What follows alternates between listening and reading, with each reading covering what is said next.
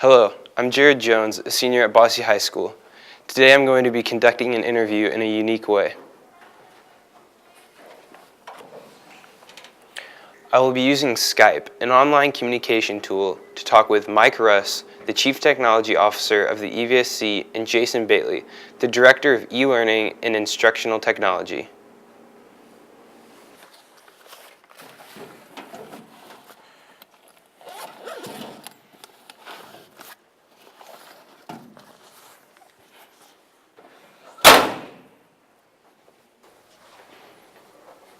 I will be asking them about netbooks and the new technologies we have in the EVSC. Let's go call them on Skype.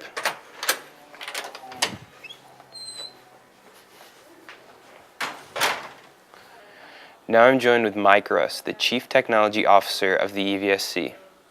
Mr. Russ, thank you very much for meeting with us today. You're welcome. Glad to be here. Mr. Russ, could you tell me about the one-to-one computer initiative that you have adopted in the EVSC? Well, this is a program that actually we began to discuss last February to provide each high school student with a netbook that would be integrated into the teaching and learning that happens each day in our Evansville high schools. It was actually kind of a vision of Dr. Bertram, our superintendent. He saw a couple of things happening. He saw the fact that we now had affordable notebooks, we called netbooks, and also the state was allowing us to count them as a textbook, which made it financially possible for us to pursue this.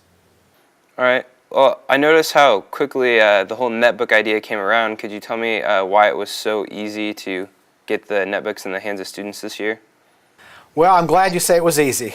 Some people might disagree with that a little bit, but I think it's because we had a great team of people who also had the same vision that Dr. Bertram did, that this could really make a difference in the lives of our students. We have a lot of students who couldn't afford this on their own. And since this was going to be connected to our textbook program, which provides free textbooks for students who can't afford them, we now could provide them a free netbook, no rental charge, and allow them then to have access to this tool that might be out of their reach otherwise. So after a student graduates, do they get to keep their netbook? No, because it'll actually be rolled back. For instance, if you're a senior and you graduate, then we will reclaim the netbook because you were actually renting it, and then we will provide those and plus any additional ones we need for incoming freshmen. So it'll be an ongoing thing. If we did allow the student to take it, it would probably require a higher cost up front, simply because we have to continue to provide them. Same as would happen with a textbook. What are some of the problems you've encountered with the netbooks? Well, we really don't look up on them as problems, more challenges. Part of it was the size of the implementation, rolling out that many netbooks to the students and teachers, approximately 7,200, and keeping track of all those. Also, developing the correct policies for how the netbooks should be used or not used.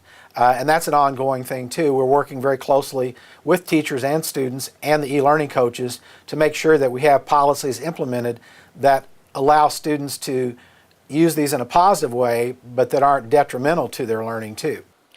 Are there any future plans for these netbooks next year or beyond? Next year we're looking at placing netbooks in the equity schools. There are 3 schools that we've created. 3 of our underperforming schools. We're looking at placing those possibly in the middle, 1 middle and 2 elementaries. We haven't defined exactly what that's going to look like yet. Then 2 years down the road, we hope to roll them out to all middle schools, and then another 2 years into the elementary schools. Thank you very much for taking time out of your day to meet with us, Mr. Russ. I appreciate it. You're welcome. Now I'm joined with Jason Bailey, Director of E-Learning and Instructional Technology. Thank you for meeting with us, Mr. Bailey. My pleasure. Mr. Bailey, could you tell me a little bit about the Angel Learning Program and e-learning? Sure. E-learning is kind of many things. It involves online courses and things like that people normally think of, but it's also about our learning management system, Angel, as you mentioned. A lot of people are familiar with Blackboard, and Blackboard is another learning management system, and that just means a way to deliver content between students and teachers. The teachers can put out lessons and assignments in an organized fashion, and students can also submit their work through Angel, and we really felt that having a learning management system along in place with these netbooks was critical to making this whole initiative work. Besides submitting my homework online, how can I benefit from e-learning and angel learning? Well, a lot of students have told us that it's really increased their ability to communicate with teachers because we haven't provided students with emails. Some have their own email accounts, but Angel allows us kind of an email inside that learning management system that students can communicate with their teachers. And some of our schools have block scheduling, and that means that classes don't meet every day, and it allows them to ask their teacher a question and get an answer right back the same day. Besides tools like Skype, like we're using right now, how are the netbooks being taken advantage of? The webcams that are built into these netbooks also give them great capabilities, like the Skype interview we're doing now. They also allow students to make movies. We've seen a lot of movies come back out of science classrooms where they turn the lab experiment that they're doing into a video that can show what they've learned and demonstrate the principles, and could even be used then to teach others. So I think that video and picture taking capability is adding a lot as teachers learn how to use that and how to integrate that into the lessons. Could you tell me a little bit about the tech teams that were created at each school to help with netbooks? Absolutely. That was a great idea. Actually, Candace Dodson, another member of the academic team, as we did our research early on, she found that other schools that had implemented netbooks had created these tech teams, and they serve a number of functions. They are hopefully going to start working with the technology and be hands-on to do some of the things that we just don't have enough hands to, whether it be help to re-image or install new updates or put in a flash player here. They could do some of those things and do them more quickly than we could do with technology staff that we have. They're also to help create resources. We really want to empower students to be a part of the process, to help suggest ways that they could be used in the classroom and help create projects that could use the netbooks. So we really see it not just being the techie students being involved, but leaders in the school that would kind of take it and run with it and show us what could be done.